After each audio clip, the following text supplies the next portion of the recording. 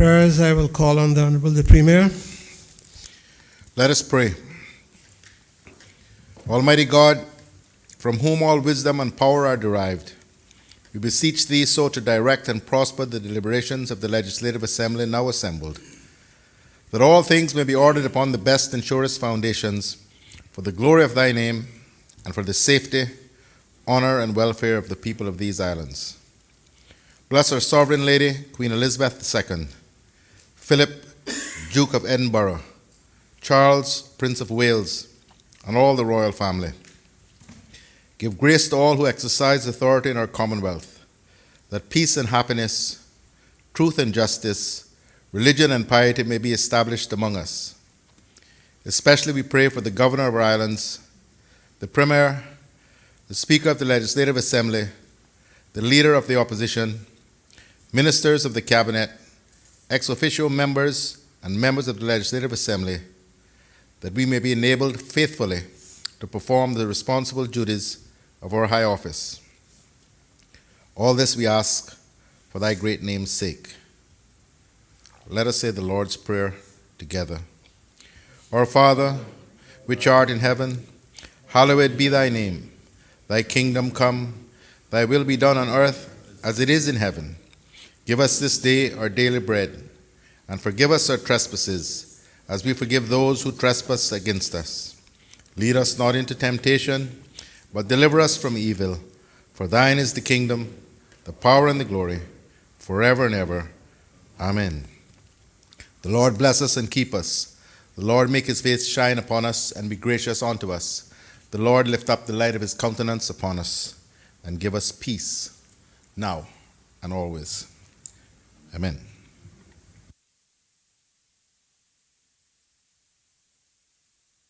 Please be seated.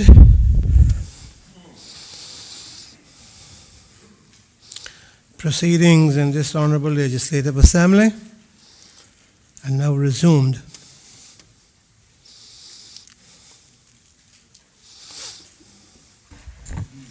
Administration of oaths or affirmations. None. Reading by the Honorable Speaker and messages and announcements. Thank you.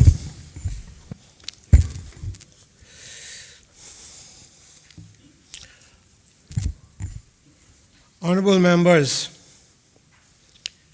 today we meet the first for this assembly for this new year.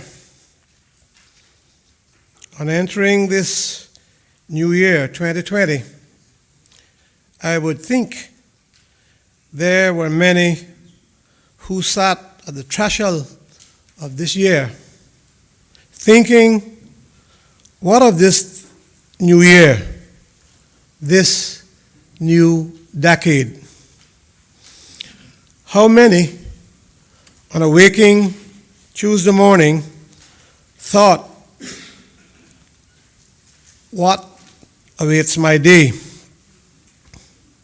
And as the day wore on, how many were struck by the thought of an earthquake, and how many were just caught with a fright, and how many of our people panicked.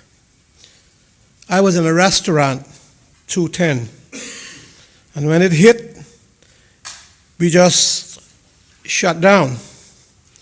And realizing the quake, we rushed outside, as did the whole restaurant. And it was like pandemonium. The world coming to an end. People looking in amazement as the drains spewed out its guts.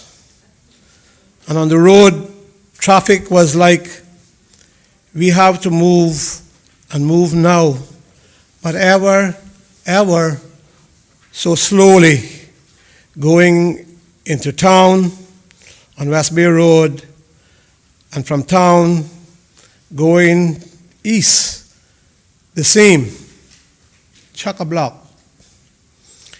3 hours in traffic, going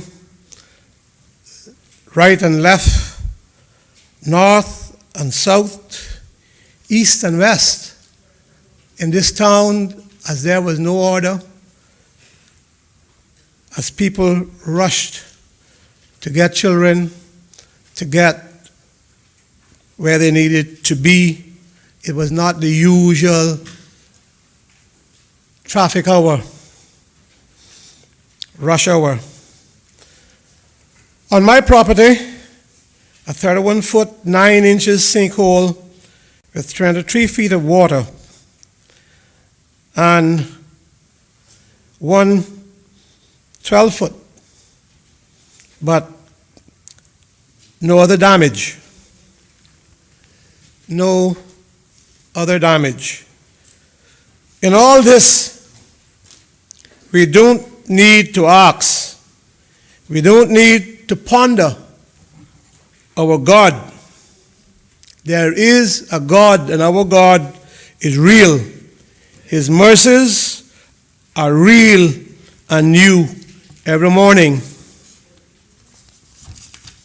And so, colleagues, in this new year, we as members have every reason to stop and think just what kind of country we live in and how Almighty God has blessed us.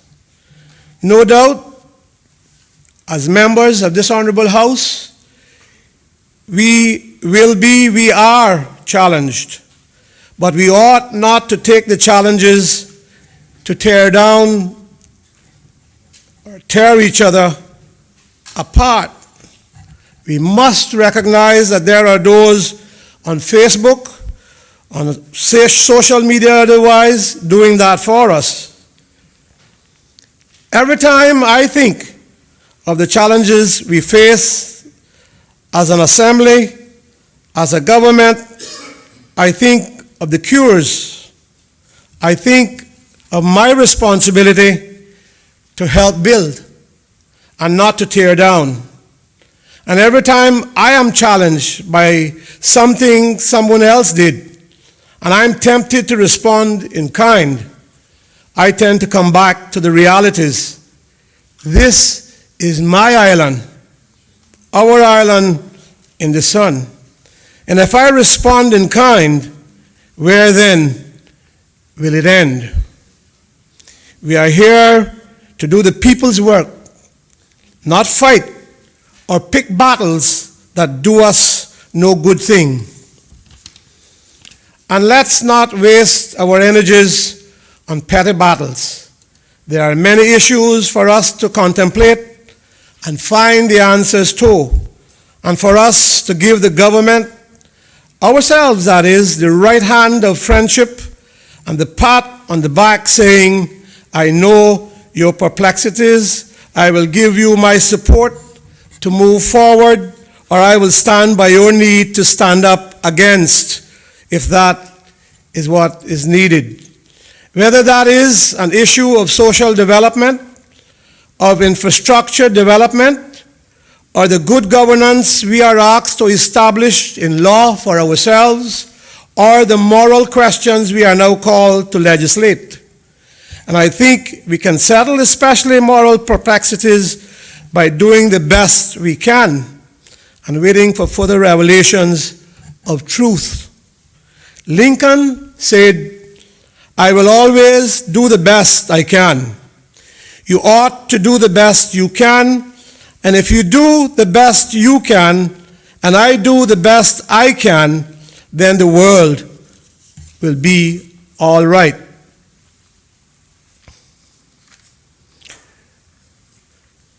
Stresses we had on Tuesday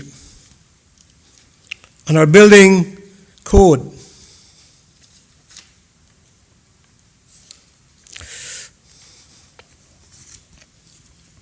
We recognize what they are.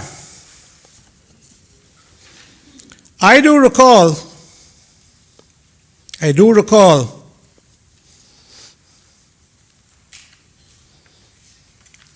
how much we were criticized for it.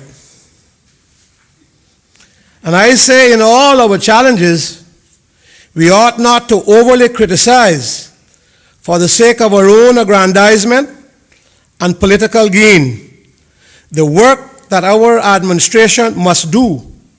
And if we are tempted so to do, we can see there are sufficient examples of things that have been criticized in our islands that have proven to be exactly what was said it would do by the government.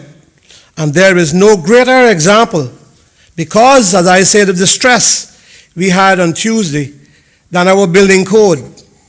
I do recall just how much planning the department and the government was cost for implementing our current building codes. I have been here that long. Our people ought to take stock that for something that was cost and an administration that was accused oh so much of putting in place a system, and you heard these words a lot, to hinder Caymanians and make foreigners and ourselves, meaning elected members, rich. You've heard that. That's what we be accused of. And for that to have been debunked, I say, by the 7.7 earthquake that hit us on Tuesday, with rarely any structural damage, that should prevail hard on the minds of us Caymanians that what was done in implementing our building code was good for our islands and especially good for Caymanians. In closing this message to you, honorable members, let me say in the most sincerest way, I know that the vast majority of us as members here has today a legacy of service to humanity and compassion to our people. I know too that when you search through social media in particular, you won't see that. You won't hear it from those who have their political agenda. Yesterday, some members of this honorable House were out in their constituencies giving assistance. What was the complete? Photos. This is the mindset of our people, and we ought to say so because it is wrong. So while we are accused, the facts are showing differently. And rather than our accusers doing nothing to lead to a new dawn, they are busy doing what they accuse the elected government, the elected assembly of, the entrenchment of old practices. Accuse, belittle, blackguard, and lie. And I will say our public ought to be more than careful, wary, more than wary, as mere complaints and talk of being young and we being too old is not the panacea for political governance in our islands with the challenges we face. Work, work, work, not make believe is the order of the day. So, as we enter a new decade, in this our first meeting for the year, let us call on our good common sense. Let us be thankful for the strides we have made as a country. Be mindful that a pack of lies hurts the nation. It's easy to lie and defame and accuse, but good, positive results of the challenges we face will only come from hard work, not talk on Facebook or under the almond tree. So let us think of where we are. Just think how fortunate, how blessed we have been that we were hit by a 7.7 on the scale and we lost no life. No buildings collapsed. Haiti was hit by a 6 and lost 250,000 lives. So we ought to think We ought to think about so many things, but we have to be thankful.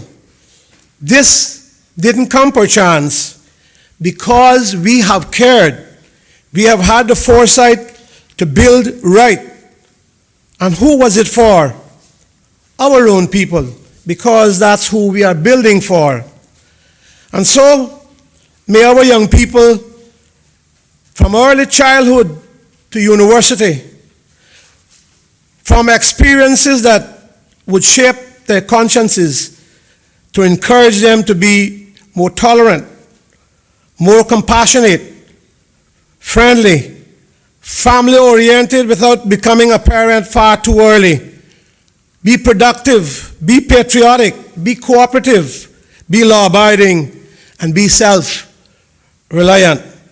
It's what I want of my grandchildren who are in college and high school, and it's what I want for the youth of this country. I say all of this, colleagues, not because I want to seek any higher office, and let me debunk that. I am not. I say all this because of what I see. Not that I'm seeking to be premier, God knows, and let me debunk that. Not this McKeever Bush. I turned 65 last Monday. Do you think I want to face that as a premier or as a member of cabinet? I say to my people, not me. Oh, I'll strive for the next seat, and I hope to carry that one. I will, God willing, but not to be in cabinet.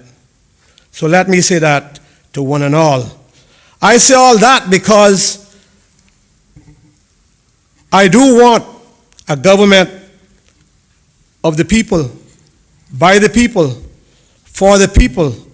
And that hope of mine is self-evident in our group in this house.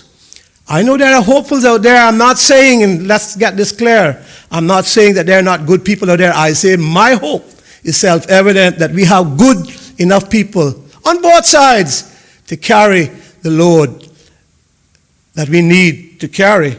But we are going to have to do some of the things that I said here. Be supportive of each other. I say all this too because I am the speaker of this assembly for which agreement has been reached for to be the parliament of the Cayman Islands. And if we have not or cannot reach this kind of maturity that I am talking about, then when shall we? We have much to be thankful for, and many that we owe thanks to. A good civil service, thanks to the many government departments that responded so quickly and so efficiently yesterday. I'm not saying you can't find fault, honorable members. I suspect you will. But we must give thanks where thanks is due. The civil service did well and is doing well.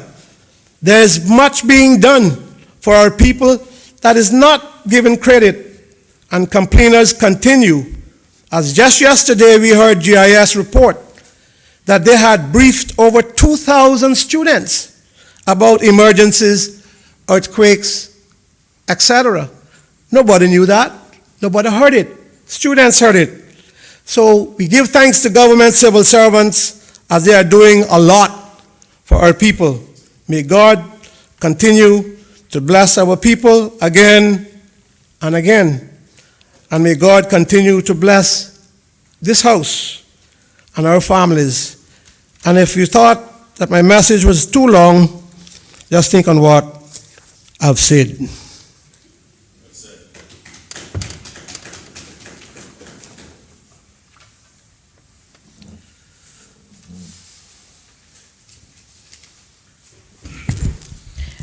Presentation of petitions. None. Presentation of papers and of reports. The Immigration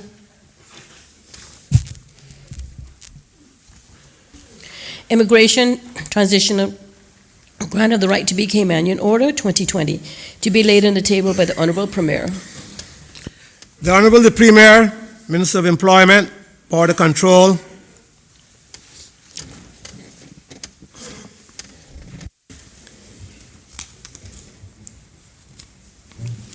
Mr. Speaker, I beg to lay on the table of this Honourable House the Immigration Transition Grant of the Right to be Caymanian Order 2020. So ordered. The member speaking there too? No, Mr. Speaker. Mr. Speaker, we have 4 of these, and the procedure is that they are laid on the table of the House, the orders, and then there is a government motion seeking for the House to ratify the decision of Cabinet. Thank you, Honorable Premier. The Honorable the Leader of the Opposition. Thank you, Mr. Speaker. Mr. Speaker, on a procedural matter, is it not the practice to also lay a profile of the individual and reasons for the Cabinet's decision to grant, to propose to the Legislative Assembly, the individual? Premier? Mr. Chairman, that will be dealt with when the motion is moved, and I speak to the motion. I will set out, as has been the case in the past, the basis on which the board in the first instance made the recommendation to the Cabinet, and the Cabinet made the decision. And then the matter is open to debate. That's not done during, this is just simply laying the order. The Honorable the Leader of the Opposition. Thank you, Mr. Speaker. Mr. Speaker, I don't know if the Premier misunderstood me. My own recollection is that there was a written profile that was presented with the order, and then the motion spoke to the particular individual orders. That was my recollection of it. And not that it was discussed at this stage, but that a profile was done, and with all those details of how the period and whatnot. Now, I don't know if that's going to be done at the motion stage, but as I recall, that's what was done. I think the Premier has said that he will be. Premier, I don't know if you want to speak to it, but Mr. Speaker, I have done probably 16 of these now. I don't ever recall that being the case at this stage. But at the stage, my memory is not infallible, but I really don't recall. But at the motion, you're saying you're going to give that information. At the motion, he's saying he's going to give the information, which I think the Leader of the Opposition is talking about. Yeah, Mr. Speaker, but my recollection is that there was a profile of what the person, how long the person had been here, what was the reasons. Are you, Honorable Leader of the Opposition, are you saying that at this point that should be laid? Well, it was distributed in advance of the motion. I know that. We would have to go back to the Hansard for the last time that it was done to check on it, because I don't have a recollection of that. The member from Georgetown Central, you are acting on a point of order? Mr. Speaker, yes, on a point of order. I recall quite candidly this same problem the last time, because I had concerns that didn't actually happen at all, because I had the concerns to say, how do I vote Mr. on Speaker, something? that's not a point of order. I am simply laying, as I'm entitled to do, a copy of the order. Yes, and Any of these issues that members wish to raise, they raise when we move the motion. yes, I think though the member from Central Georgetown, I think the member from Central Georgetown, Premier, is agreeing with you that was not done at that point. I think he's agreeing with you, Premier. But as I said, I think we're not going to get any further with that at this point. I think we need to, if members are so minded, then we will search the Hansard to see what took place at that time. But two members, the Premier and the member from Georgetown Central, agrees that that was not done at that time, although the member from Georgetown says that he had made the argument that it ought to have been done. But it was not done. Anyway, I shall ask the clerk to search the Hansard. If you could get someone to do that, we shall not wait on it at this point. Next item. Sorry, let me call, sir. Immigration Transition Grant of the Right to be Caymanian, number 2, Order 2020, to be laid on the table by the Honourable Premier. The Honourable Premier. Thank you, Mr. Speaker. Mr. Speaker, with your permission, since this issue has been raised, perhaps it might help if I mention the name of the individuals who are the subject of the respective orders. So, with your permission, if I can say that the first order, which I've just laid, relates to the right to be Caymanian being conferred on Mr. John Wilson Arch Bush. Mr. Speaker, I beg to lay on the table of this Honourable House the Immigration Transition Grant of the Right to be Caymanian number 2 Order 2020, which relates to the right to be Caymanian being granted to Mr. Barrington McGregor Cameron. So ordered.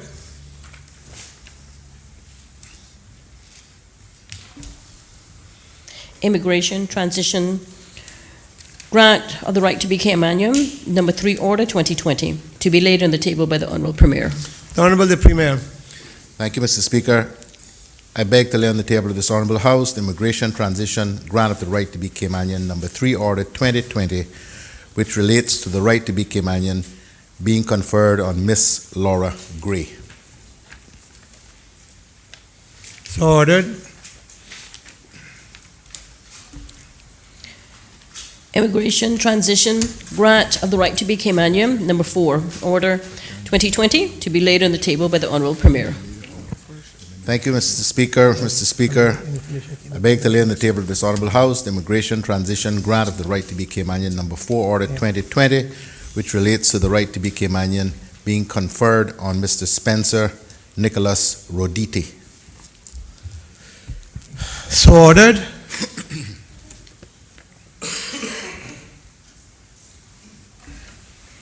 Annual Report 2017-2018, Ministry of Human Resources and Immigration, Cayman Islands Government, to be laid on the table by the Honourable Premier, Minister of Employment, Border Control, Community Affairs, International Trade, Investment and Maritime Affairs. The Honourable the Premier.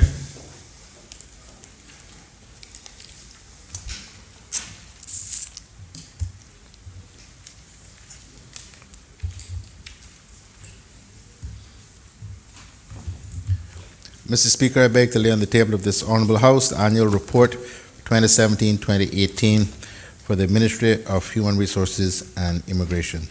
So ordered. Honourable Premier, are you speaking to? No, thank you, Mr. Speaker. Government of the Cayman Islands, Ministry of Human Resources and Immigration, financial statements for the year ended 31st of December 2018, to be laid on the table by the Honourable Premier, Minister of Employment, Border Control, Community Affairs, International Trade, Investment and Maritime Affairs. The Honourable the Premier. Mr. Speaker, I beg to lay on the table of this Honourable House the financial statements for the year ended 31st December 2018 with respect to the Ministry of Human Resources and Immigration. So ordered. Is the Premier speaking to it? Mr. Speaker, simply to say that as has become the practice now, this is an entirely clean opinion, or contains an entirely clean opinion from the Auditor General.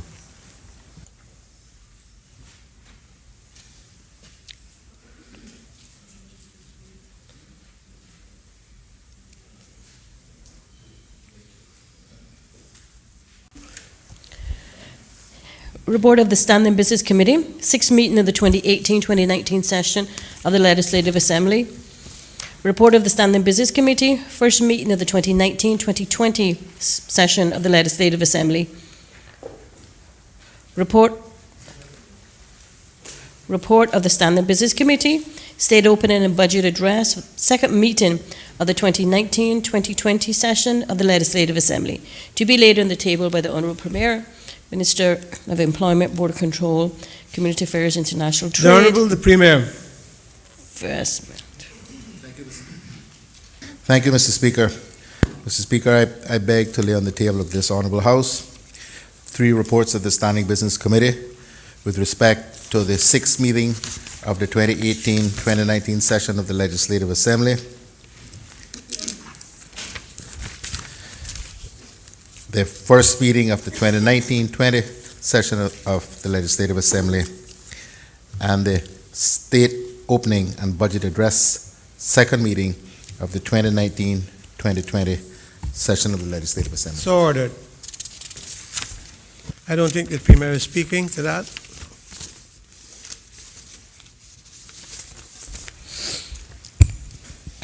The Board of Governors Annual Report 2012-2013, University College of the Cayman Islands, University College of the Cayman Islands financial statements for the year ended June 30th, 2013. The Board of Governors Annual Report 2013-2014, the University College of the Cayman Islands, University College of the Cayman Islands financial statements for the year ended June 30th, 2014. The Board of Governors Annual Report 2014-2015, the University College of the Cayman Islands. University College of the Cayman Islands financial statements for the year ended June 30th, 2015. The Board of Governors Annual Report 2015-2016, the University College of the Cayman Islands.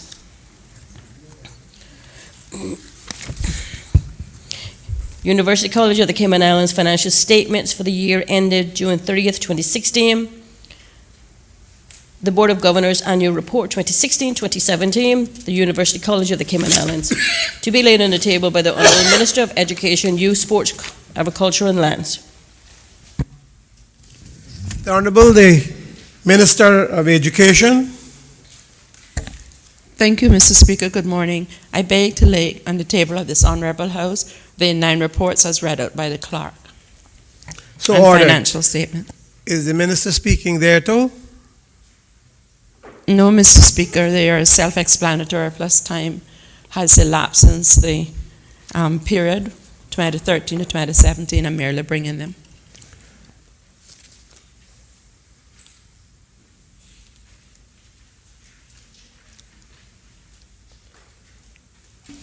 Questions to Honourable Ministers and members of the Cabinet.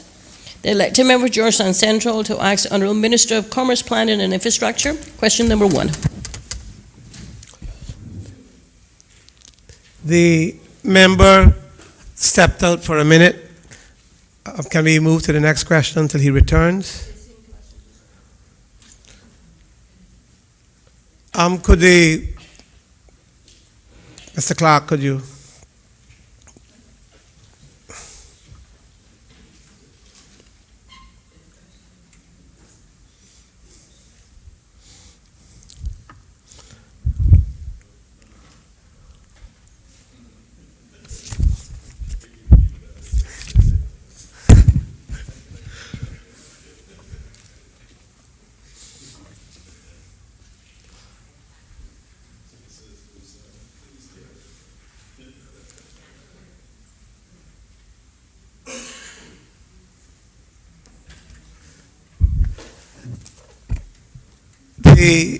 At this point, though, we would ask the Premier to move the relevant standing order for questions after 11.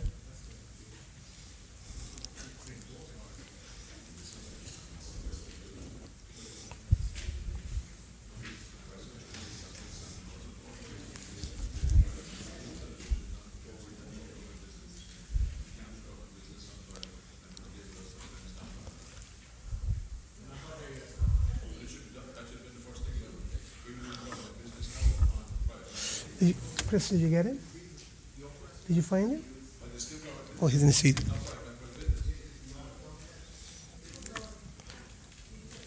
The Honorable the Premier.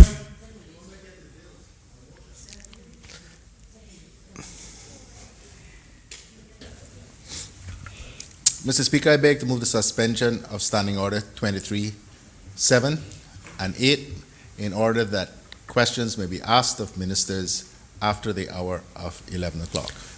Question is that the standing orders be suspended in order to take questions after the hour of 11 a.m. All in favor?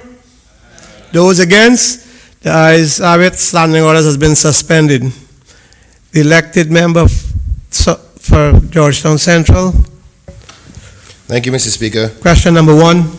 I move to withdraw question number 1, standing in my name, to the elected minister, but also to inform the House the elected minister has already given me the answer, but if the other members may want to know what the answer is, I can still pose it. I must say that all I understood was that you were wishing to withdraw the question. Is the other parts relevant, or Mr. Speaker, just aside? I think I better off I go forward, so the other members and the listening audience may be privy to the answer. So I stand. It's on the order paper, so I have to ask the honourable member minister if the Safe Haven Road is still a government road. Honourable Minister for Infrastructure, Planning, Commerce, Planning and Infrastructure. Mr. Speaker, thank the member for the question.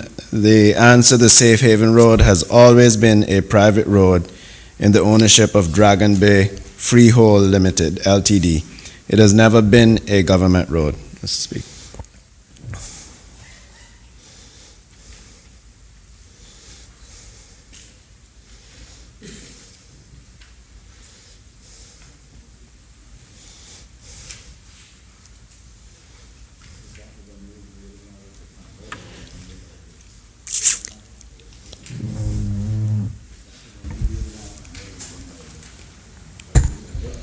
The elected member for Georgetown Central, to ask the Honourable Minister of District Administration, Tourism and Transport, question number 2. The elected member for Georgetown Central, question number 2. Thank you, Mr. Speaker. I rise to ask the question standing in my name, number 2 on the order paper. Can the honourable minister say if all the cranes at the Georgetown port are working? If not, which ones are not working and why? The Honourable Minister, Deputy Premier. Thank you, Mr. Speaker. Thank the member for the question as well. Mr. Speaker, both the Manitowoc crane and the 2 RTG Gentry cranes at the Port of Georgetown are working. Supplementaries, the member for Georgetown Central. Thank you, Mr. Speaker. Can the minister say if there were any recent failures within the last 6 months, or is that information current as to today? The Honourable the Deputy Premier.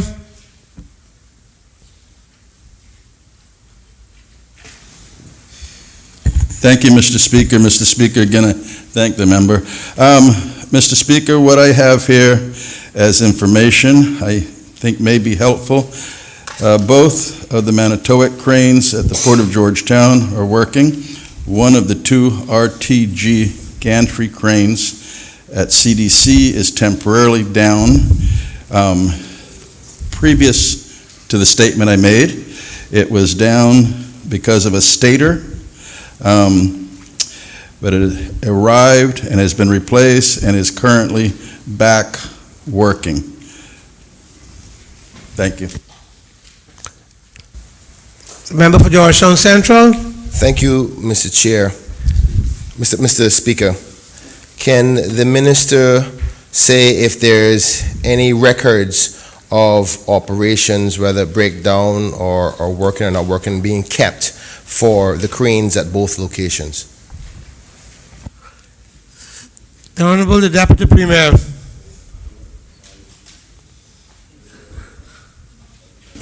Thank you. Is the question, is a log kept on the crane? Mr. Speaker, I don't have that information, but I would say I certainly assume so. The member for Georgetown Central. Thank you, Mr. Chair. Can the minister say if those employees that are working on those cranes are being paid to the position of a crane operator? Deputy Premier. Mr. Speaker, I don't have that information. Member for Georgetown Central. Thank you, Mr. Chair. Can the minister say whether he'd be willing to provide this honorable House in written format to the answer to the question?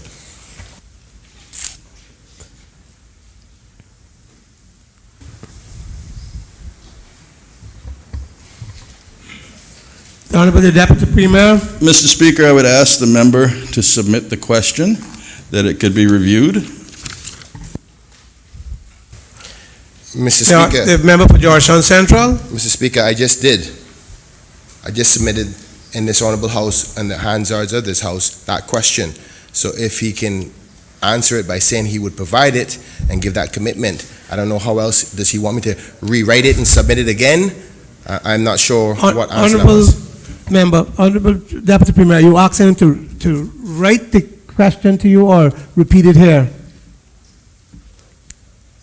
Mr. Speaker, this question originated as, can the minister say if the cranes at Georgetown Port are working? That's what I came this morning prepared to answer for the honorable member. If there's another question that involves the business of the port, I think it would be fair for us to have the opportunity to look at the question, review the question, and answer the question in the same format as this question was asked. So you are asking him to submit a written question? He's asking him to do a substantive. Yes, which would be a substantive question. The member for Georgetown Central. Thank you, Mr. Chair. If the minister requires that to give an answer to the people of this country, then I'll so do so. But I think he could have had compassion for the people that want the answers to these questions to provide it in his own writing, because all I asked for was it in written format. But I will submit to his request and send it to him in writing. But I think there would be a great opportunity with the developments publicly being heard as to changes of the port. Maybe the minister may want to make a statement to those changes.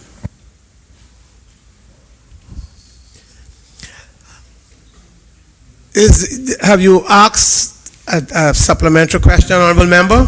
No, Mr. Speaker. I was just responding to his suggestion to send it in writing. I agree, but also suggesting maybe as the minister he might want to make some statements as his development, his ministry.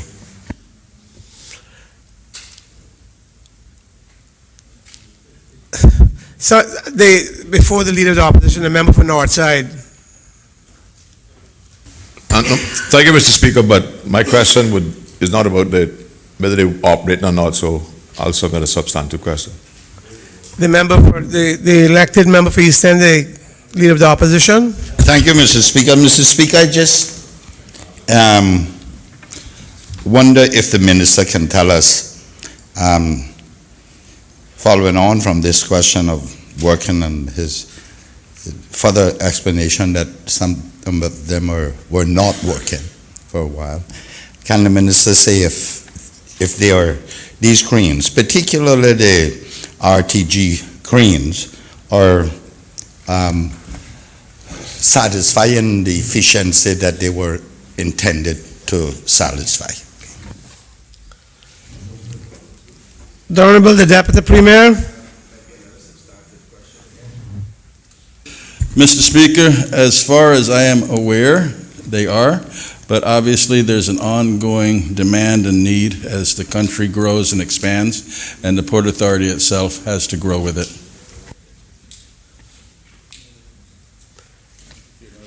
If there are no other supplementaries, the member for Georgetown Central. Thank you, Mr. Chair, Mr. Chairman, Mr. Speaker. I apologize. I'm still in Finance Committee mode. Just for matter of my own edification and in the hands of this House, can we? There seems to be some ambiguity for me as a new member as to the ground rules around questioning, because I know sometimes we allow it to go somewhere around the subject matter, and then sometimes we're keeping it rather specific. Can you tell me what the ground rules are in questioning? Because I thought it was relevant, the person who's working on the crane, to the question of the crane operation. Just so I don't make the mistake again. I think we're not going to take it any further because you asked several supplementaries which the minister were answering, and he got to one where he thought that he would not have the answer, and so he's asked for you to put that in as a substantial question. I think that's as far as we can take it.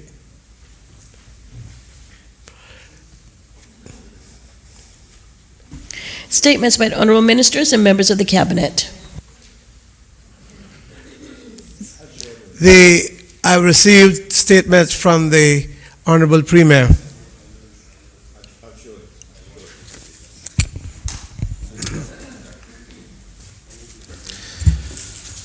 Thank you, Mr. Speaker.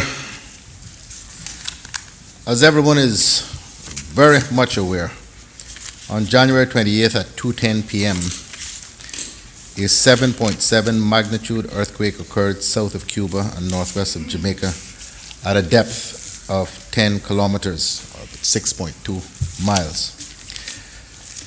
Strong earth tremors were felt across the Cayman Islands and our neighbors. At 2:17 p.m., preliminary notification was received from the Pacific Tsunami Warning Center, the official source for tsunami information for the Caribbean, that a 7.3 earthquake event had occurred and that tsunami waves were possible for the Cayman Islands. The magnitude was later corrected to 7.7. A series of aftershocks were felt in the 12 hours that followed the initial earthquake. Hazard Management Cayman Islands coordinated public warnings, including the activation of a radio interrupt system, and prepared for opening public shelters should there be a need. I'm grateful that the Red Cross did open their shelter at 7 p.m. on Tuesday. I can advise this House that at 2:19 p.m., less than 10 minutes after the initial shock waves were felt, Hazard Management Cayman Islands interrupted all radio stations, alerting the public that a serious earthquake had occurred and that a potential tsunami was possible for these islands. Advice such as moving away from the coastline and low-lying areas were included, as was moving to upper floors of strong reinforced concrete structures if that was an option. These radio interrupts were repeated several times. Alerts were also posted on Hazard Management's website and social media pages. Following the earthquake, and as an immediate precaution, the Royal Cayman Islands Police Service helicopter was deployed. One of them was deployed to survey the coastal areas of Grand Cayman for signs of damage and potential tsunami waves. No such evidence was observed during these trips. Between 3:04 p.m. and 3:08 p.m., HMCI issued updates on social media and the Cayman Prepared website, stating that it was now considered unlikely that the Cayman Islands would be impacted by a damaging tsunami, as information from the Pacific Tsunami Warning Center indicated the first tsunami wave would have already passed the Cayman Islands, and the main threat now related to the possibility of aftershocks. At 3:49 p.m., the Pacific Tsunami Warning Center confirmed there was no danger of a tsunami. I'm extremely grateful that after such a significant earthquake, we have come through fairly well, with no loss of life or serious injury being reported. The tremor shocked and shook us all, but we did what this incredible country does when faced with such moments. We rallied. Mr. Speaker, immediately following the quake, I, along with the Governor and the Minister of Home Affairs, joined the National Emergency Operations Center of Hazard Management at the Government Administration Building and observed the very capable team there. I commend the Hazard Management team for their quick response and their tireless work through the day and night, working with the Joint Communication Services to keep Caymanians, residents, and visitors informed with up-to-date information. The Governor, I, and the Minister of Home Affairs, who has responsibility for Hazard Management Cayman, gave a joint televised statement as soon as it was practical to do so at about 3 p.m. We later that day provided a televised update that included hazard management personnel. From what I observed on Tuesday, the investments that this government and the last administration have made in keeping our communities safe and secure, including upgrading the island's disaster communications capability, are paying off. Mr. Speaker, we have invested heavily in our safety and people through Phase 1 of the National Emergency Notification System, which allows radio interruptions. Complemented by a dedicated communications team that included GIS, Radio Cayman, and CIG-TV, information was provided quickly to a concerned public. There is a second phase of the National Emergency Notification System launching in April or May in the form of a phone app that will provide immediate notifications through text messaging and social media. I encourage all who are resident in these islands to install the app once it is available. Mr. Speaker, I thank the Royal Cayman Islands Police Service for their work to ease the flow of traffic and help diffuse what could have become an untenable situation on our roads, and the Cayman Islands Fire Service for the role its members played. Grand Cayman didn't experience this earthquake in isolation. It was felt on all three islands. The district administration in Cayman Brac and Little Cayman did an outstanding job, as did first responders on all three islands. I also applaud those on the front line who worked with vision and determination Tuesday afternoon and throughout the night to ensure our utilities remain functioning and safe. Mr. Speaker, the Water Authority worked valiantly to isolate leaks and have most of water back on by Wednesday. I believe all of the schools are open today, except UCCI, returning normalcy to the lives of students, faculty, and staff. We decided to close public school buildings on Wednesday to ensure the safety of those structures, and of course, Mr. Speaker, some still had no water. I commend the men and women, both civil servants and private sector, and public servants, who went into work in the wee hours of Wednesday morning to begin the long, arduous process of inspecting structures for safety. I thank all those who turned out to man our shelters, especially on the Brac, where patients from Faith Hospital were relocated in the threat of a tsunami. Mr. Speaker, we know there are many sinkholes both here on Grand Cayman and Cayman Brac as a result of the earthquake, and I urge motorists and pedestrians and everyone indeed to use caution as they approach these areas. They are being dealt with as quickly as possible. I also ask the public to notify 911, 911, or the Hazard Management Facebook page if they come across sinkholes that have not been identified. Mr. Speaker, before I close, I do want to remind the public that Hazard Management has warned us that we could experience aftershocks for up to 2 weeks. So if you have not yet made an earthquake plan or don't know what to do during or after a tremor, look at Hazard Management's webpage, caymanprepared.ky. Inevitably, there are things that could have gone better. We will be doing a full lessons learned dissect across government and public agencies to ensure that our response is improved in the future. Yes, Mr. Speaker, we have learned a lot since Tuesday afternoon about disaster management with respect to earthquakes. And while there are still lessons to be learned, the quick response and cool heads of those responsible for managing these types of events showed us that we are in a good place in helping to keep our people as safe as possible in these eventualities. Through God's grace and mercy, Mr. Speaker, this too shall pass. The Honorable, the Leader of the Opposition. Thank you, Mr. Speaker. Mr. Speaker, in accordance with Standing Order 32, I think it is, 32, I beg permission to ask the Premier a question. Ordered. I think it says a short question. 32, I think. 32. I think it says a short question. Honorable Leader of the Opposition. Mr. Speaker, the Premier is reminding me I said short. No, But before I do such, may I, on behalf of the opposition, also thank the first responders to the situation that occurred with us on Tuesday. Certainly, it was obvious that they responded admirably to the aftermath of that earthquake. Mr. Speaker, I congratulate them and thank them on behalf of the people of the country as well. But, Mr. Speaker, like the Premier said, there are a number of areas that we can learn from of what occurred on Tuesday. I believe this country and hazard management and all of those involved have perfected crises such as plane crashes, hurricanes. Plane crash is not a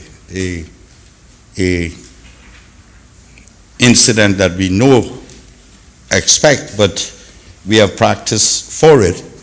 And hurricane, there is enough pre-warning for us to perfect that.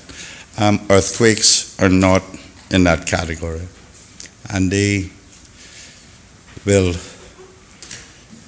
it appears like, as I recall, it was 2004 and 2011 we had tremors, 2010-11, somewhere in that. But those earthquakes were quite a distance from us. 2004 it was in Dominican Republic, I think. Yeah, Dominica, not Dominican Republic. That's right, the 25th of December, if my memory serves me well. It appears like they're getting a little closer. I don't know what caused that. That scientifically will have to be proven. Therefore, the urgency for us to be more engaged and awareness and education to our people on what needs to happen, what they need to do. Because it was obvious on Tuesday that parents in particular didn't or weren't satisfied that their children were comfortable or safe. Therefore, they ran out not knowing that they were putting themselves in danger. So we must have a robust plan in place to make sure people understand the dangers of being wherever they are or going someplace else. Particularly on the roads, because the power lines, there is no security in those power lines. None. Mr. Speaker, just quickly, I was on my way down from East End and on the phone with my cousin, and he yelled out, "What is this?" And he was telling me the house was shaking. I didn't even feel it in my car. And by the time I reached Breakers, the whole ocean was nothing but mud. So that tells you, behind Lighthouse Club, none but mud. I have pictures of it. So something happened there. And then at Corker Reef as well, there was nothing but mud. We stand ready to do whatever we have to do, along with government, in accordance with what you said, your statement this morning, Mr. Speaker. We stand ready and willing. I met with the governor yesterday with some members of the opposition and expressed that same willingness to do what is necessary to assist, particularly with hazard management. I should tell people that there was someone who called me who is well known to myself and others in this country, who has this ability to look into or get these presentations. And this morning they called and spoke to me about exactly what the Premier is talking about now, that aftershocks for possible a little while yet. And I hope we can sustain that as well. But Mr. Speaker, like you, I believe that this country, yesterday and in the past, is a testament, this construction is a testament to all that has happened in planning, despite the criticisms that were leveled at us when we haven't been here the same time as the Premier. We have had much criticism about what we were doing and restricting Caymanians. Sometimes even I had doubts about how much it was going to cost Caymanians to do their little house. Nevertheless, yes, recently and on Tuesday in particular was testament to what happened. But those, Mr. Speaker, to you, sir, those who criticize us, I would only draw your attention to Theodore Roosevelt poem, The Man in the Arena. That is quite apt for those who criticize us here. You must first step into this arena. This is where it happens. And we are capable of making errors, but certainly we do what we think has to be done. So, and I read a book one time, Castro, who did the foreword on it. It was called The Gorilla. And he said, you may call me a devil, but be objective about it. You must first walk a mile in that man's shoe before you stick your toes in it. Whether it is the Premier of this country or any member of this honorable House. Mr. Speaker, my question now, at long last, Mr. Speaker, I know we did the disaster preparedness and hazard management law in early 2019. No. The amendment, the revision, 2019. I do apologize. It was done in 2016. 16. Originally enacted, yes, October. And in that, there are provisions in the schedules for organization and composition of management, executive and management council, where it specifically details who are on these councils, the council and the executive. And I'm wondering if the Premier can say if he's going to start utilizing those to look at additional things for us to do to enhance our response and whatnot. So I am willing and ready to assist and play my part.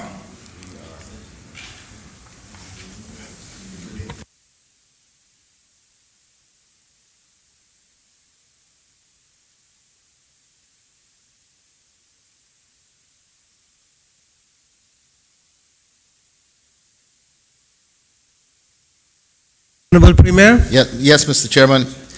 Mr. Chairman, the leader of the opposition said some very, very important and useful things. And I propose to address a number of them. But if I can answer his question as succinctly as I can, yes, Mr. Speaker, we amended the National Hazard, the Disaster Preparedness and Hazard Management Law in 2018, I think it was. Mr. Speaker, it was to make it more inclusive of people who actually understand what happens on the ground here. Among the things it did, it made the governor and the premier co-chairs of the management executive. And Mr. Chairman, I know there was, and perhaps is still, some disquiet about that. But, Mr. Speaker, many current members of this House were here during the greatest national disaster that the country has known since the 32 hurricane, when population in Cayman was probably only about, Cayman Islands was only about 5,000-6,000 people. And it is absolutely critically important that you have people in control of the response, the preparation and response, who actually understand what happens in Cayman. I don't care how many other qualifications they have from wherever they come from. So the leader of the opposition is a member of that management executive, Mr. Speaker, and indeed one of the things that I am going to propose to His Excellency is that we have a discussion in the National Security Council about the whole situation, because this is a national security issue, as well as we convene a meeting of the management executive to talk about disaster response generally. Mr. Speaker, there are a number of things that are haunting me, quite frankly, since this occurred.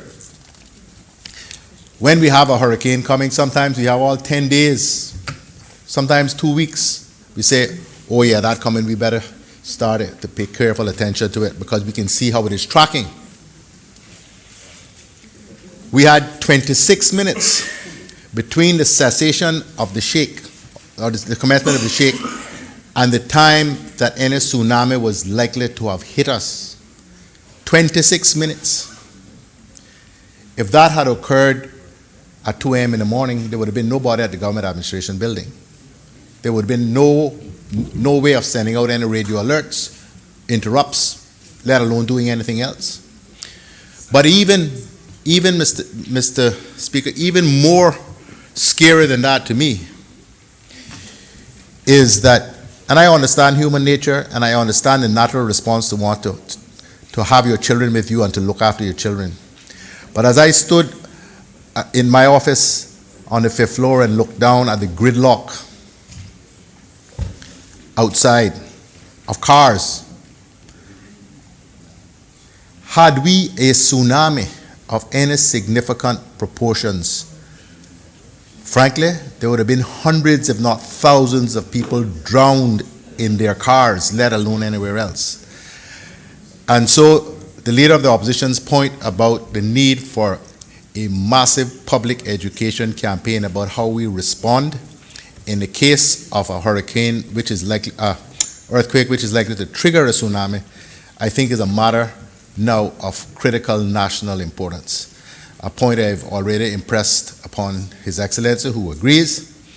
And so the leader of the opposition can be assured that over the course of the next little while, there's going to be considerable dissection and thought about how we manage for that kind of event. Because as the leader of the opposition has said, hurricanes, I'm not saying we got it perfect, but we got a pretty good idea what we need to do. And you generally have at least a few days, if nothing else, to plan for it and its aftermath. This sort of event, rarely ever, in this region anyhow, do we get any warning that one is likely. Now we know, and we have to think, really think out of the box about how we respond. Cayman is so flat. how do we manage for that sort of a situation? So I'm very grateful to the leader of the opposition and his colleagues over there for appreciating the challenges that this poses for the country and how critically important it is that we collectively think of how we manage for it going forward. If I should hazard something here, Mr. Premier, just to say that the road networks in and out of Georgetown is I hope will be part of that.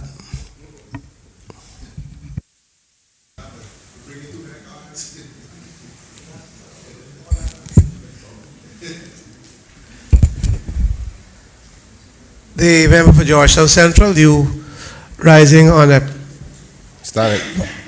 Mr. Chairman, Mr. Speaker, I rise on standing order 30, subsection 2 as well, to ask a short question of the Minister. Mr. Speaker, can the Minister say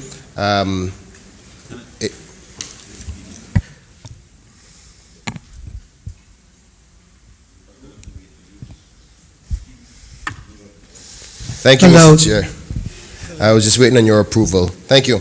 Can the Premier say, is there any reason why residents from the Georgetown Central area collectively were turned away from the government administration building when seeking safety from the tsunami warning?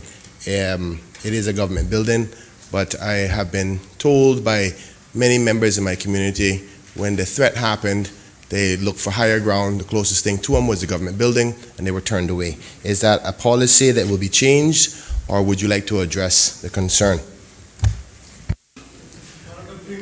Mr. Speaker, I was made aware of that just yesterday myself.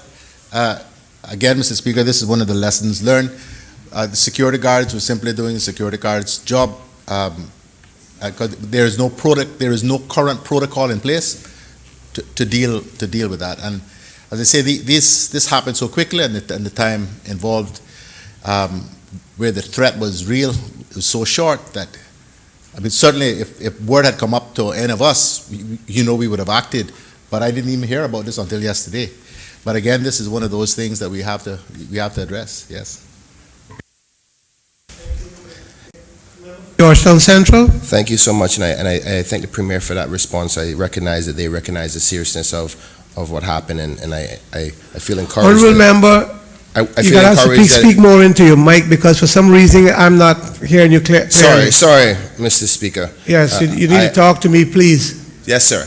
I apologize, Mr. Speaker. I was just saying I was encouraged by the Premier's response, and I thank him for it. Just one last follow-up under 32.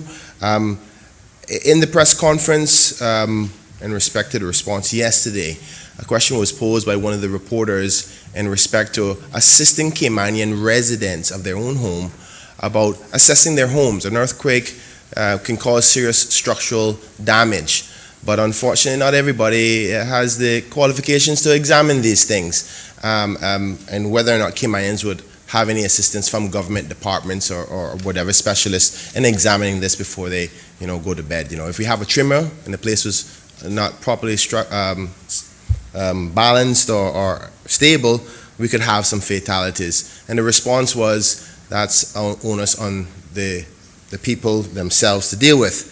And now I understand that the government may have reservations or just given some commitment to examine everybody's homes, but there's a lot of Caymanians who cannot afford the specialties that is necessary to pay that cost to get someone to examine their homes, like a lot of low-income people in my community and across this country. Is the government going to try to do anything about assisting those persons? Because we have just heard we're still under threat of tremors, and we don't know if there may be some little old lady, old man, staying in a home that is unstable and a tremor might end up having that house fall on them. Can the government say if they're going to be looking into that concern? Honourable Premier. Mr. Speaker, as far as I'm aware, no one has approached any government agency about assistance in that regard. If there are people who are unable to, or who have concerns and who are unable to fund it, then by all means, please let us know, and government will see what government can do. But we cannot possibly give an undertaking with the thousands upon thousands upon thousands of homes and buildings in Cayman. Government simply does not have the resources, personnel-wise or indeed even money-wise, to undertake such a massive undertaking. If there are individual cases where there is need, then government will obviously act. Thank you. The member for Georgetown Central. Last follow-up, Mr. Speaker, and thank you again to the Honourable Premier for that answer. I think that answer is satisfactory in response, because what he just said is a reality.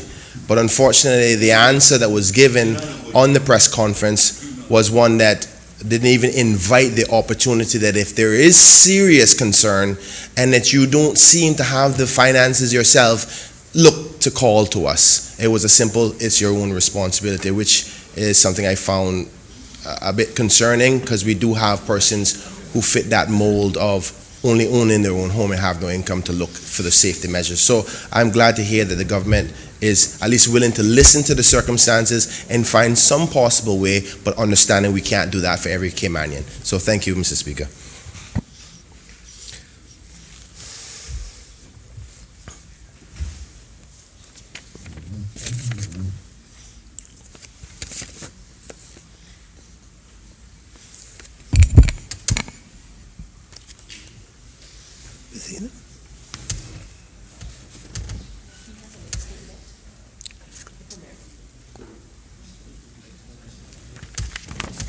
Honorable the Premier.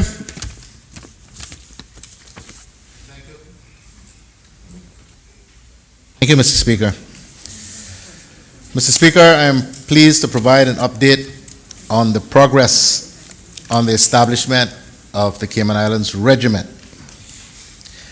The work to establish the new Cayman Islands Regiment is moving at a good pace, and I'm happy to report to this House that three part-time senior officers have been recruited, who between them have over 30 years of officer experience in the British Army and the Trinidad and Tobago Defense Force.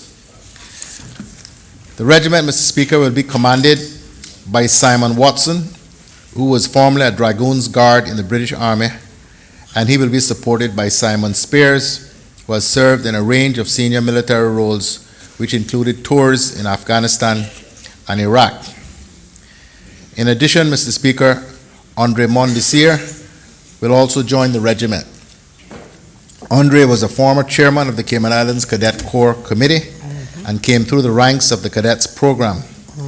He has experience as an officer with the Trinidad and Tobago Defense Force, as a senior legal advisor and staff judge advocate, and he will become the legal advisor to the new regiment.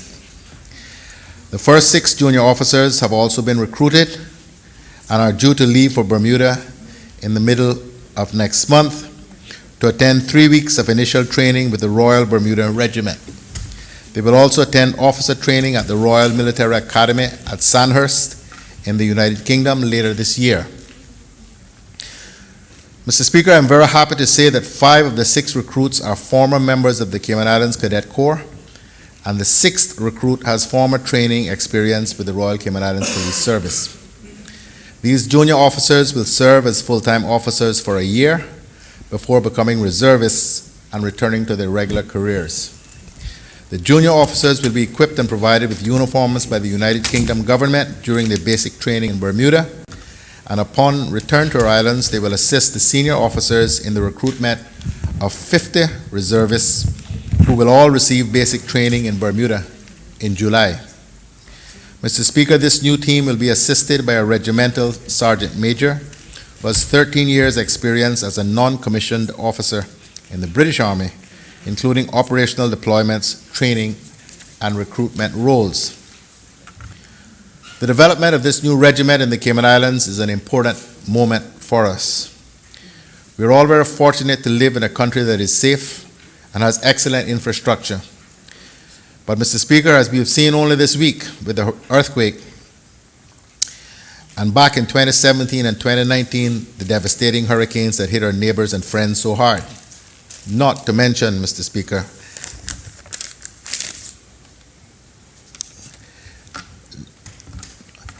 Not to mention, Mr. Speaker, Hurricane Ivan in 2004.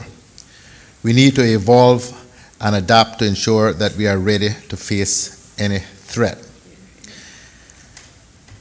Mr. Speaker, having a trained and disciplined force in Cayman will have a positive impact on youth development and leadership in our islands.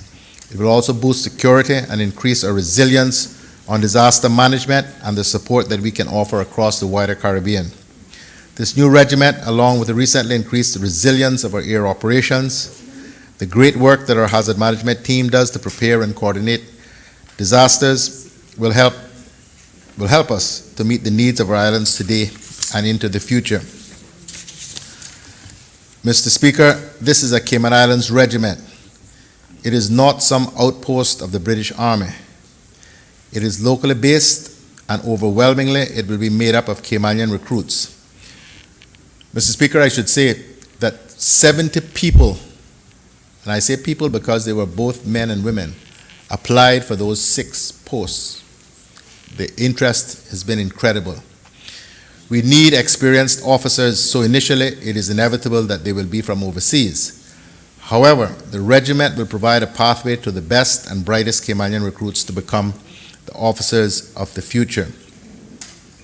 The Cayman Islands Regiment is another important symbol that we are maturing as a nation, ready to take responsibility for our own affairs and able to take our place in the world.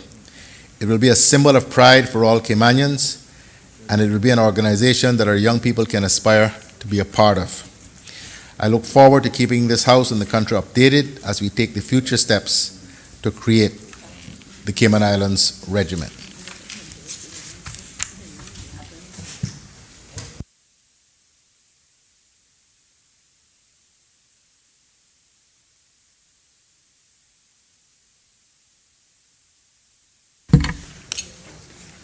Personal explanations? None. Obituary and other ceremonial speeches? None. Raising a matter of privileges? None. Other business?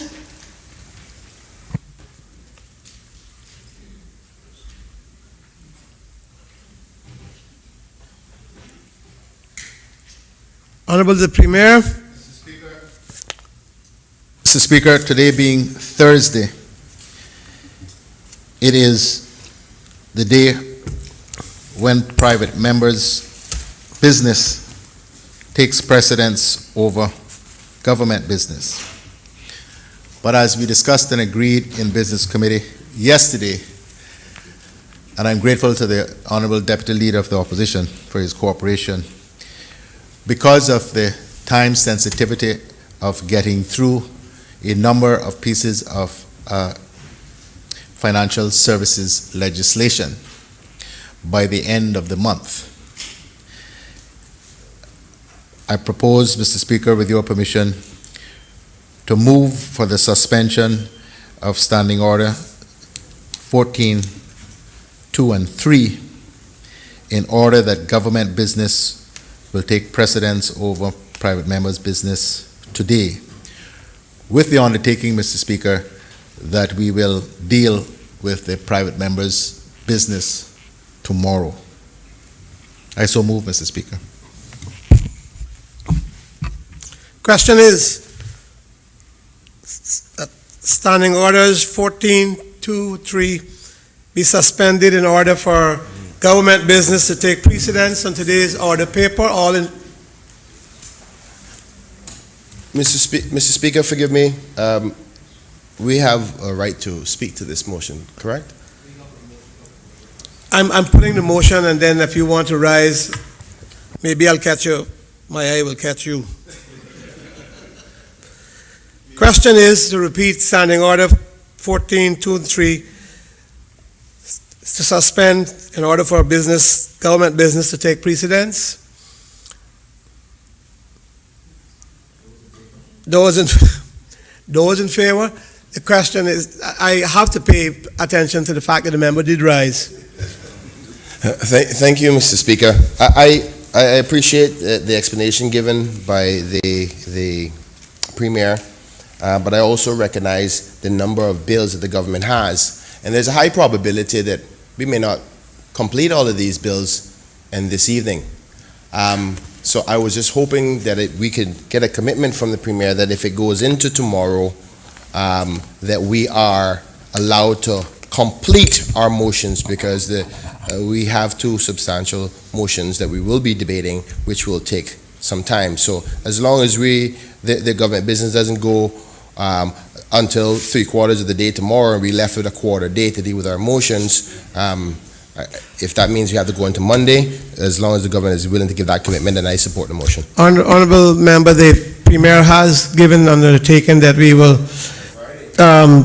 meet tomorrow to deal with government motions, and I would hope that all would remember that while speeches can be immortal, they're not eternal. That will help. Premier. Mr. Speaker, I'm happy to give whatever undertaking makes the member happy that his motions will get dealt with properly. But I would also warn him, sir, well, not warn, that's the wrong word. I would also remind him that there's plenty of black coffee inside of the dining room, and I intend to stay here until we finish the government business tonight. Well, sounds like Honorable Premier that it'd be more the central member from Georgetown drinking black coffee.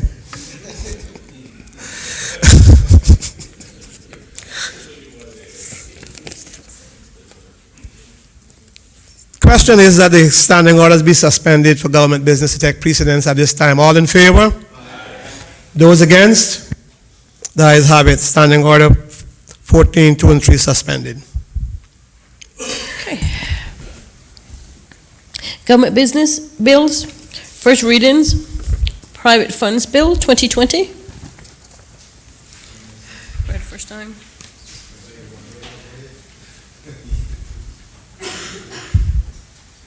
The Bills have been read the first time. Honorable Minister. No, bills have been read the first time and sat down for second reading. Sorry. This is the first reading. Bills have been read the first time. This is the first reading, right? This is the first time. None of these have been given the first reading before. No, this is the first reading.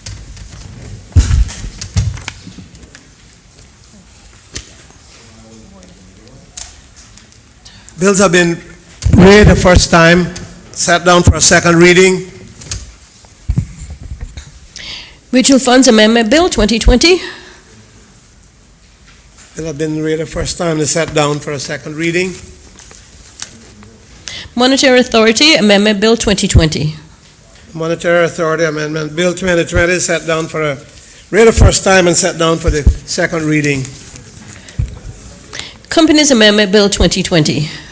Companies Amendment Bill 2020 has been read the first time and sat down for a second reading. Is he on the mic? Is he on the mic? Limited Liability Companies Amendment Bill 2020. Limited Liabilities Companies Amendment Bill 2020 is sat down, read the first time and sat down for the second reading. Limited Liability Partnership Amendment Bill 2020. The Limited Liability Partnership Amendment Bill 2020 has been read the first time, sat down for the second reading. International Tax Cooperation Economic Substance Amendment Bill 2020. International Tax Cooperation Economic Substance Amendment Bill 2019 has been read the first time, sat down for the second reading. Before we move on, Clark, I just want to make sure, is it 2019 bill? It's in as a 2020. It's in as a 19, but it's in as a 19, but it'll be 2020. It'll be So we should read 2020. No. 2019, published last year. 2019. We're getting fooled up earlier. Let me repeat that then. Limited Liability Partnership Amendment Bill 20, the International Tax Cooperation Economic Substance Amendment Bill 2019 has been read the first time, sat down for the second reading. Health Practice Amendment and Validation Bill 2020. The Health Practice Amendment and Validation Bill 2020 has been read the first time, sat down now for the second reading. Second readings, Private Funds Bill 2020. Private Funds Bill 2020. The Honorable the Minister of Financial Services. Thank you, Mr. Speaker. Mr. Speaker, I beg to move the second reading of a bill shortly entitled the Private Funds Bill 2020. Thank you, Honorable Minister.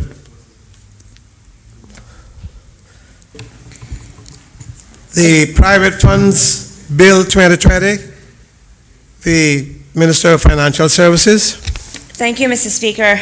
Mr. Speaker, I rise to present the Private Funds Bill on behalf of the government. The bill is an introduction of a regulatory law within the jurisdiction to enhance the oversight of private funds by including them in scope of regulation, all private funds not currently covered by the Mutual Funds Law 2020 revision. Mr. Speaker, the bill seeks to balance the need for commercial efficiency as well as investors' desire for transparency. Mr. Speaker, for many decades, the Cayman Islands has been the jurisdiction of choice to facilitate complex and sophisticated business and financial transactions. Our success can be attributed to a combination of factors, Mr. Speaker. Highly skilled and experienced service providers, dedicated staff of the Ministry of Financial Services and related departments, a capable and commercially responsive regulator in SEMA and other relevant regulators, and a competent and committed elected government who continues to work tirelessly to support this industry and the Cayman Islands as a whole. Mr. Speaker, we have political stability, respect for the rule of law, and a competent judiciary, and considerable economic growth, which provides confidence in the Cayman Islands as a good place to do business. Our continuing and proactive cooperation with global standards over many decades has undoubtedly been an underpinning factor to our success as well. But, Mr. Speaker, these standards are not static. To the contrary, global standards are constantly evolving in response to the changing geopolitical landscape and priorities. Mr. Speaker, as a small country with a giant presence in the world of international finance, the Cayman Islands government, regulators, and industry alike understand the need to stay engaged, both at the international and domestic levels. Mr. Speaker, I believe it's fair to say that nothing in this industry ever stands still. And as we look out over the horizon for 2020, we know that change is alive and well. And as with just about everything else, Mr. Speaker, change is inevitable. But change provides an opportunity for growth, Mr. Speaker, and growth is what we should all strive for every day. Mr. Speaker, the Cayman Islands, as I said, is undoubtedly one of the world's leading global financial centers and a leader in numerous financial sectors, including the global investment industry, insurance, and private wealth management, to name a few.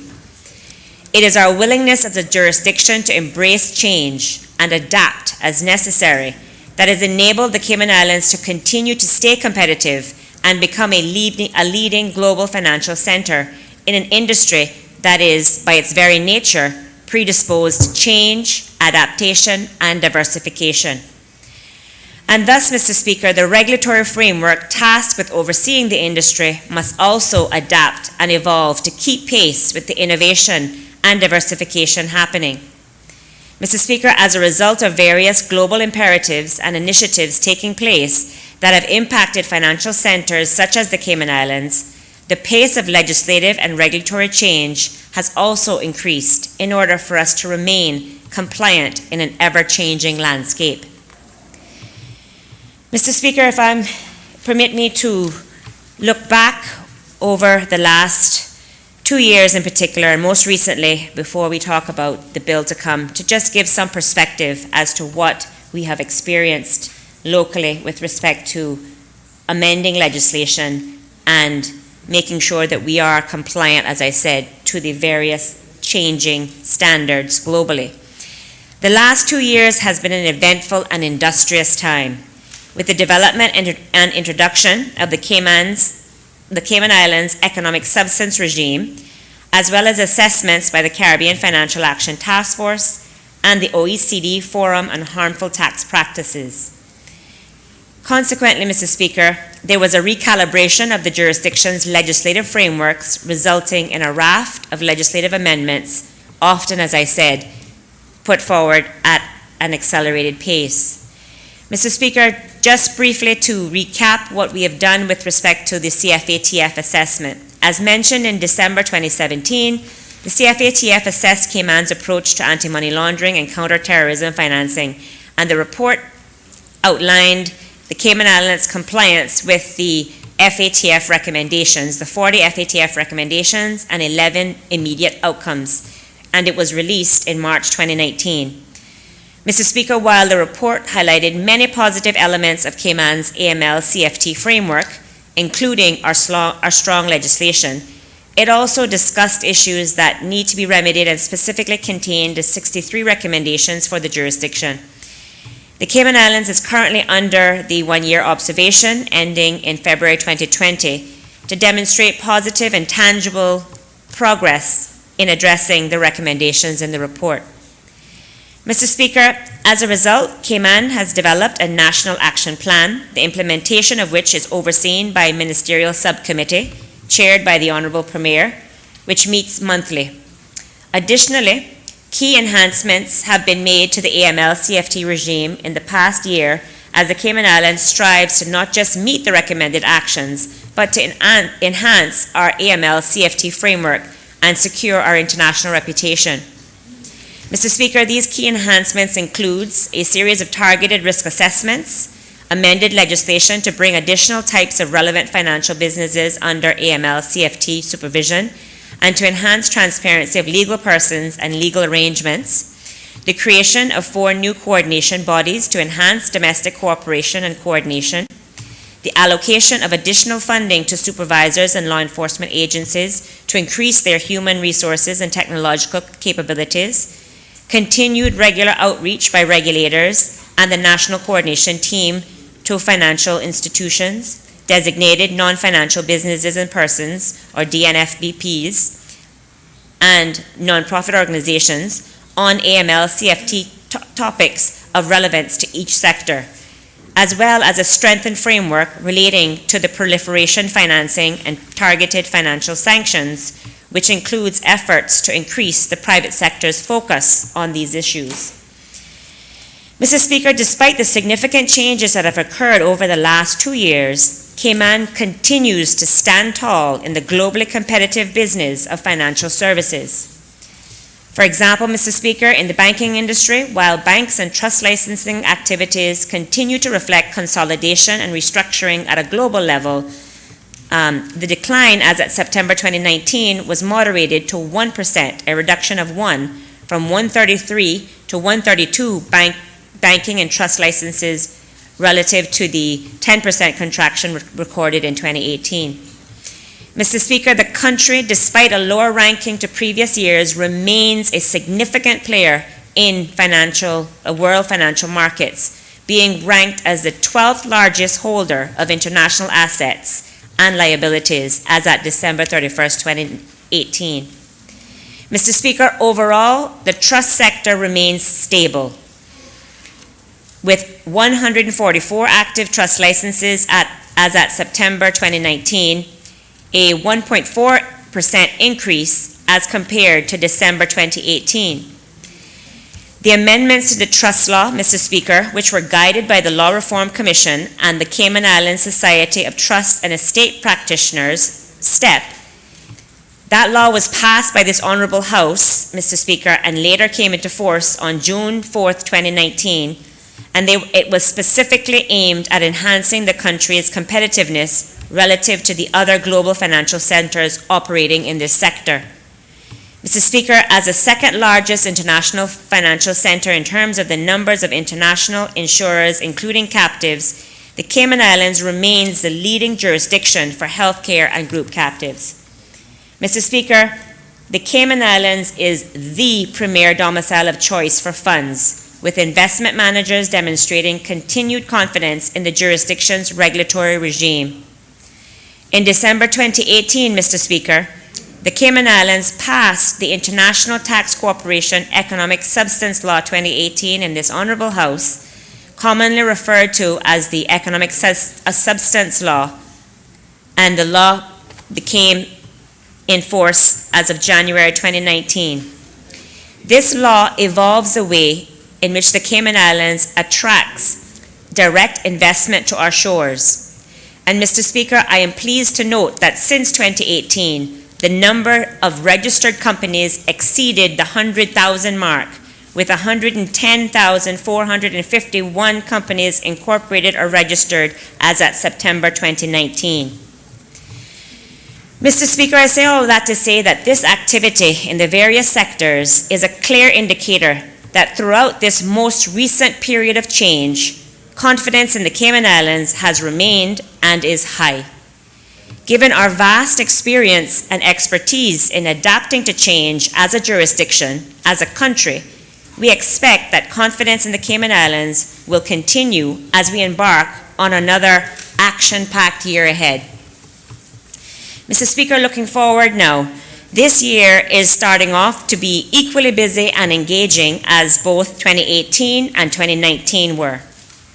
In addition to the extensive list of legislative initiatives that I discussed briefly just now, for the better part of last year, the Ministry, along with the key representatives of the investment funds industry and with the input of SEMA, has been working diligently to develop a legislative regime to enhance the oversight of open-ended and closed-ended funds, commonly known as mutual funds and private equity funds, respectively. Mr. Speaker, the Private Funds Bill 2020 is a significant piece of legislation that will modernize funds regulation in the Cayman Islands, providing additional surety and transparency for investors and managers of Cayman Islands investment funds, while upgrading our position in line with best practices around anti-money laundering and other key regulatory standards.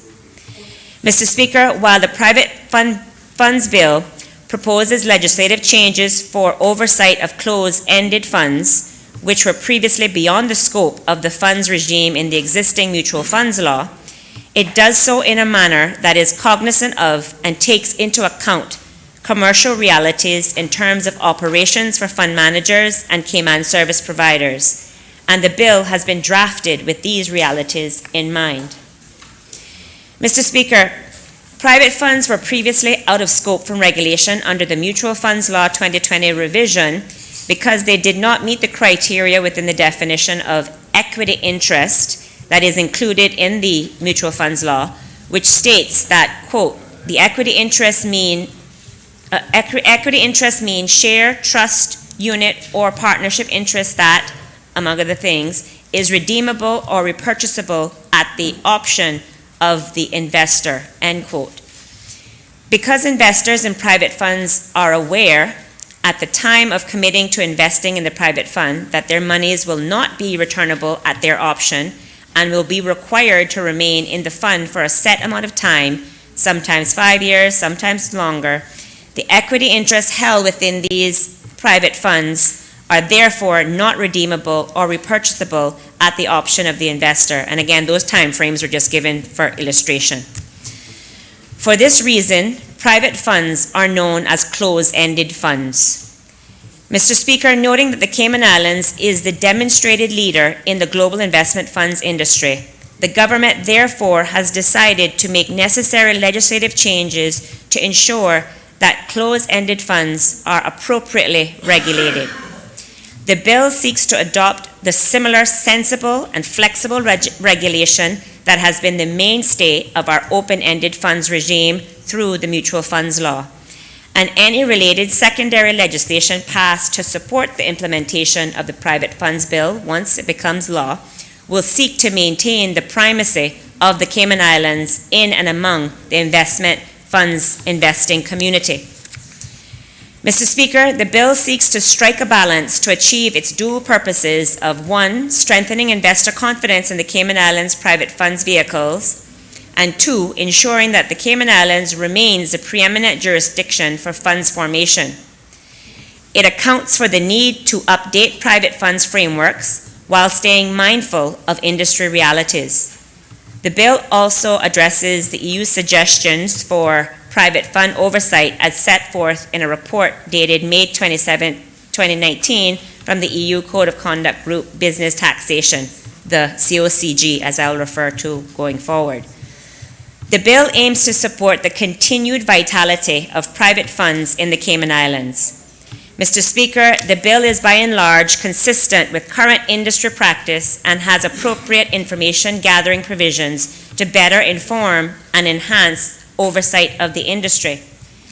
Mr. Speaker, we also believe that the bill responds to some degree to the call to action made by one of the most prolific and successful American investors, Mr. Warren Buffett, when responding to questions regarding private equity during the annual Berkshire Hathaway AGM in 2019. And Mr. Speaker, what was gleaned from what was reported online was that Mr. Buffett has called for, among other things, active, fully independent administration service providers tasked to obtain independent data to support asset existence and asset valuation, and engaged to coordinate cash movements of investor cash independent of the PE manager, active independent audits, and independent valuation. So, Mr. Speaker, in some respects, the private funds bill responds to the call made by significant PE investors themselves. Mr. Speaker, the bill provides robust and thoughtful provisions and exclusions. Most importantly, the bill allows for private funds to be appropriately regulated based on their risk profile.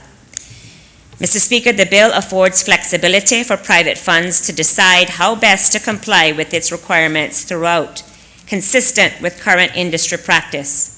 For example, Mr. Speaker, the bill allows funds subject to ongoing regulatory obligations to either utilize qualified third-party service providers or for the private funds managers or operators to continue providing certain functions, namely valuation, safekeeping of fund assets, and cash monitoring, once this is disclosed to the investors. Overall, the bill enables the Cayman Islands to continue to effectively compete at a high level, allowing for innovation and market development based on a regulatory framework that effectively supervises the industry. Mr. Speaker, due to the importance of this bill, the Honourable Member, will you be much longer on this present bill? Yes, Mr. Speaker, it's probably a good time to take the lunch break. Okay, so the House will suspend until 2 p.m. 2 p.m.